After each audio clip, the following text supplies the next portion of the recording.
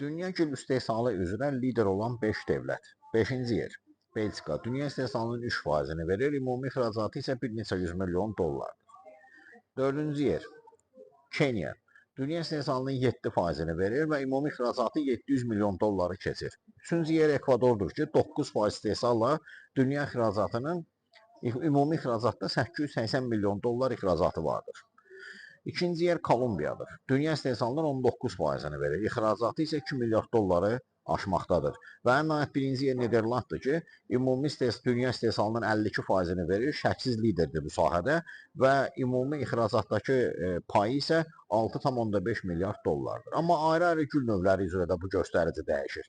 Belə ki, tulpan, lalə istehsalı üzrə Hollandiya dünyada birinci yerdədir və şəksiz liderdir ki, istehsalın 80%-dən yuxarısını verir.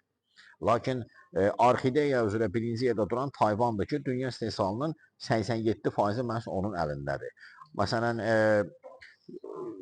qərənfil istehsalı üzrə dünyada birinci yerdə duran Kolumbiyadır. Qızıl gül istehsalı üzrə isə Ekvadordur, ikinci yerdə isə Kolumbiyadır ki, əsas ixracat Avropa və Amerika ölkələrinədir.